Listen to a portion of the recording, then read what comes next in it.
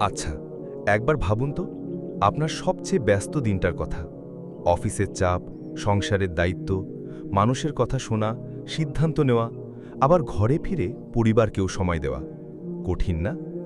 এখন কল্পনা করুন এমন একজন মানুষের কথা, যিনি একই সাথে ছিলেন একটা রাষ্ট্রের নেতা, একজন বিচারক, একজন সেনাপতি। অথচ ঘরে ফিরে তিনি নিজের কাপড় নিজে সেলাই করতেন, নিজের জুতো নিজে ঠিক করতেন, স্ত্রীর সাথে হাসি মুখে গল্প করতেন, নাতি নাতনিদের কোলে নিয়ে খেলতেন। আমরা যখন রাসূলুল্লাহ সাল্লাল্লাহু আলাইহি ওয়াসাল্লামের কথা ভাবি, তখন প্রায়ই শুধু তাকে একজন নবী হিসেবেই দেখি।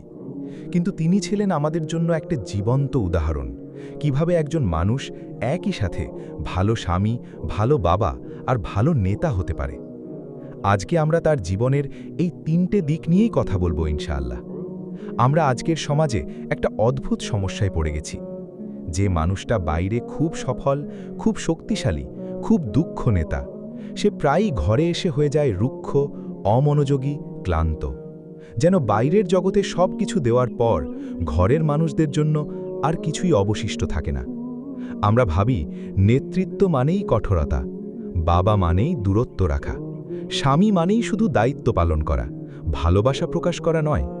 অনেক পুরুষ মনে করেন স্ত্রীর সাথে হাসি ঠাট্টা করা বা সন্তানের সাথে মাটিতে বসে খেলা করা যেন দুর্বলতার লক্ষণ। আর এই ভুল ধারণাগুলোর কারণে আমাদের সংসারে তৈরি হয় দূরত্ব। স্ত্রী অনুভব করেন উপেক্ষিত, সন্তান বড় হয় বাবার আদর না পেয়ে। আর যারা নেতৃত্বের অবস্থানে আছেন, তারা ভুলে যান যে প্রকৃত নেতৃত্ব আসে বিনয় থেকে, অহংকার থেকে নয়। কিন্তু আমাদের প্রিয় নবী সাল্লাল্লাহু আলাইহি ওয়াসাল্লামের জীবন আমাদের দেখিয়ে দেয় শক্তি আর কোমলতা একসাথে থাকতে পারে, নেতৃত্ব আর নম্রতা একসাথে থাকতে পারে। চলুন দেখি কিভাবে। আমরা জানি রাসূল সাল্লাল্লাহু আলাইহি ওয়াসাল্লামের ঘরের জীবন ছিল অত্যন্ত সাধারণ, কিন্তু ভালোবাসায় পরিপূর্ণ। আয়েশা রাদিয়াল্লাহু আনহা বর্ণনা করেছেন যে রাসূলুল্লাহ সাল্লাল্লাহু আলাইহি ওয়াসাল্লাম ঘরের কাজে সাহায্য করতেন, নিজের কাপড় সেলাই করতেন, নিজের জুতো মেরামত করতেন, ছাগল দোহাতেন আর ঘরের অন্যান্য কাজেও হাত লাগাতেন। যখন নামাজের সময় হতো, তিনি নামাজে চলে যেতেন। সহিহ বুখারী।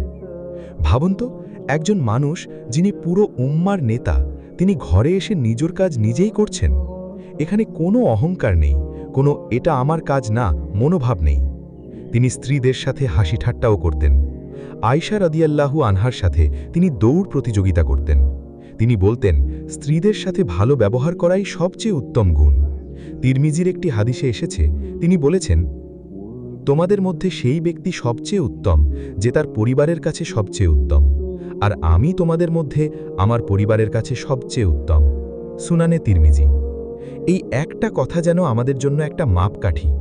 আমরা বাইরে যত ভালোই হই না কেন, প্রকৃত পরিচয় হয় ঘরে, নিজের পরিবারের সাথে আমাদের আচরণে। আমরা অনেকেই ভাবি বাবা মানেই কঠোর হওয়া, দূরত্ব রাখা, কিন্তু রাসূলুল্লাহ সাল্লাল্লাহু আলাইহি ওয়াসাল্লাম তার নাতি নাতনিদের নিয়ে খুব কোমল ছিলেন। একবার একজন বেদুইন সাহাবী আকরা ইবনে হাবিস রাসূলুল্লাহ সাল্লাল্লাহু আলাইহি ওয়াসাল্লামকে দেখলেন তিনি তার নাতি হাসানকে চুম্বন করছেন। তিনি অবাক হয়ে বললেন, আমার 10টা সন্তান আছে, আমি কখনো তাদের কাউকে চুম্বন করিনি। তখন রাসূলুল্লাহ সাল্লাল্লাহু আলাইহি ওয়াসাল্লাম তার দিকে তাকিয়ে বললেন, যে দয়া করে না তার প্রতি দয়া করা হয় না। সহিহ বুখারী।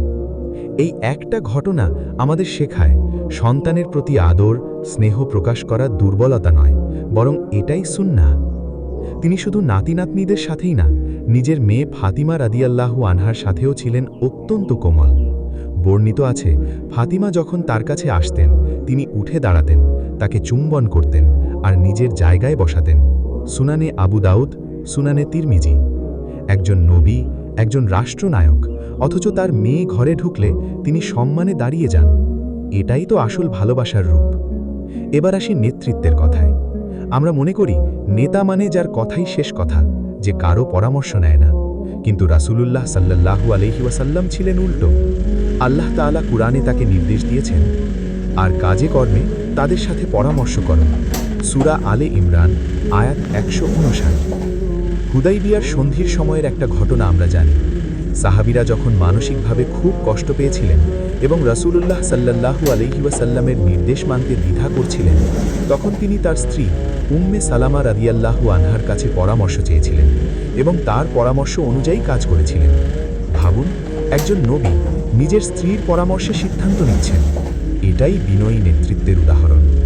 আর মক্কা বিজয়ের দিনের কথা মনে করুন, যে মানুষগুলো তাকে বছরের পর বছর নির্যাতন করেছে, তার সাহাবীদের হত্যা করেছে, তাকে মক্কা থেকে বের করে দিয়েছে, সেই মানুষগুলোকে জয়ী অবস্থায় পেয়েও তিনি বললেন, আজ তোমাদের উপর কোনো অভিযোগ নেই, যাও, তোমরা মুক্ত।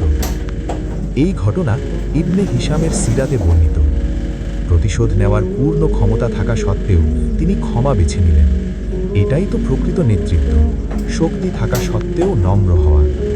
এখন আসি, আমরা এই শিক্ষাগুলো নিজেদের জীবনে কিভাবে প্রয়োগ করতে পারি। একজন স্বামী হিসেবে প্রতিদিন অন্তত একটা ছোট কাজ নিজে করুন, যা আপনি স্ত্রীর ওপর ছেড়ে দেন।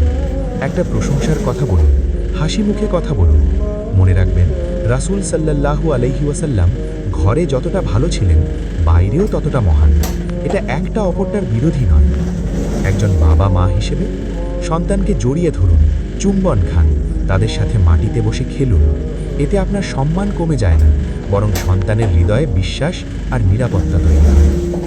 আর যারা নেতৃত্বের অবস্থানে আছেন, তারা মনে রাখবেন, সিদ্ধান্ত নেওয়ার আগে অন্যদের মতামত শুনুন। রাগের মুহূর্তে ক্ষমা করার চেষ্টা করুন। মনে রাখবেন, ক্ষমতা থাকা সত্ত্বেও নম্র হওয়াই আসল শক্তি। এখন আমরা এই শিক্ষাগুলো নিজেদের জীবনে কিভাবে প্রয়োগ করতে পারি? আমরা যদি প্রতিদিন এই ছোট ছোট কাজগুলো করি, ইনশাআল্লাহ আমাদের ঘর, আমাদের সন্তান, আমাদের চারপাশের মানুষ সবার সাথে সম্পর্ক আরও গভীর আর সুন্দর হবে। আমরা আল্লাহর কাছে দোয়া করি, হে আল্লাহ, আমাদের রাসূল সাল্লাল্লাহু আলাইহি ওয়াসাল্লামের চরিত্রের সেই কোমলতা, সেই ভালোবাসা, সেই ন্যায় পরায়ণতা আমাদের জীবনেও দান করুন। আমাদের স্বামী স্ত্রী সম্পর্ককে ভালোবাসায় পরিপূর্ণ করুন। আমাদের সন্তানদের প্রতি সদয় হওয়ার তৌফিক দিন। আর আমাদের প্রতিটি দায়িত্বে ন্যায় আর বিনয় বজায় রাখার শক্তি দিন। আমিন। ভিডিওটা যদি আপনার ভালো লাগে, তাহলে আমাদের সাথেই থাকুন। আসসালামু আলাইকুম ওয়া রাহমাতুল্লাহ।